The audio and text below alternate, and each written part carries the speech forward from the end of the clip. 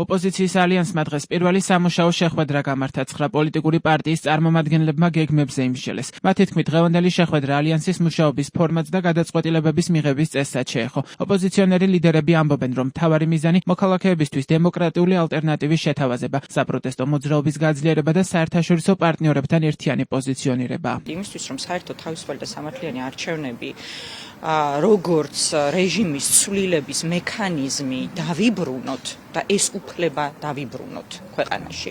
ამისთვის არის აუცილებელი საზოგადოების კონსოლიდაცია. ყოველთვის საუბრობდი ხოლმე საზოგადოებრივ პოლიტიკურ ერთიანობაზე, ეს არ შეიძლება იყოს განყენებული რაღაც პოლიტიკური ერთობა, რომელსაც არ აქვს ბმა საზოგადოებასთან, მთელი არსი და მთელი მიზანი ოპოზიციის ალიანსის არის ის, რომ აღვადგინოთ ნდობა, გავაჩინოთ გამარჯვების რწმენა ადამიანებში და ამისთვის, რა თქმა უნდა, ყველაზე მნიშვნელოვანია კავშირი, შეხება, ურთიერთობა ადამიანებთან და რაც უფრო ერთობლივი ძალისხმევით გავაკეთებთ ამას, მით უფრო ეფექტიანი და წარმატებული იქნება ეს ჩემი აზრით. რა თქმა უნდა, იქნება შეხვედრები სამოქალაქო საზოგადოებასთანაც, საპროტესტო ჯგუფებთანაც, ყველა იმ ადამიანთან, ვინც ჩართულია წინააღმდეგობაში ბიძინა ივანიშვილის წინააღმდეგ და ეს აზრთა გაცვლა-გამოცვლა იქნება, რაც შეიძლება ფართო, ყველა ადამიანმა საკუთარი თავი დაინახოს ამ პროცესში.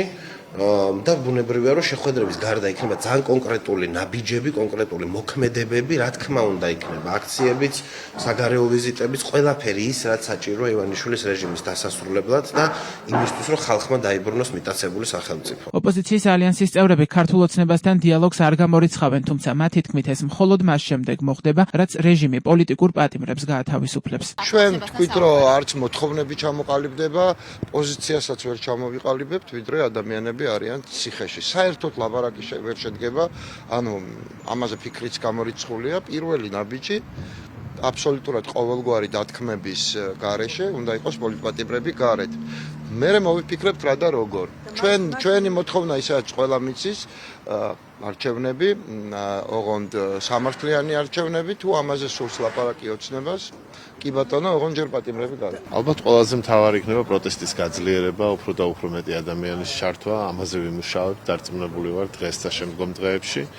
და დავგეგმავთ კონკრეტულ ღონისძიებებს. თავისუფლების მოედანთან კონტაქტზე არავინ არ გამოსულა, შემიძლია გითხრათ.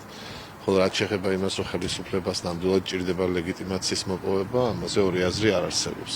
წესით მათ უნდა უნდოდეთ, რა თქმა უნდა, მოლაპარაკებებზე წამოსვლა და იმ აუცილებელი ნაბიჯების გადადგმა, როგორც არის პოლიტპატიმრების გამოშვება. 9 პროდასავლურმა პოლიტიკურმა პარტიამ ივანიშვილის ხელისუფლების წინააღმდეგ ერთობის შესახებ ორ მარტს განაცხადა. ოპოზიციის ალიანსის წევრები არიან ახალი დროა, გირჩი მეტი თავისუფლება, ერთიანი ნაციონალური მოძრაობა, სტრატეგია აღმაშენებელი, ფედერალისტები, ეროვნულ-დემოკრატიული პარტია, ევროპული საქართველო და თავისუფლების მოედანი.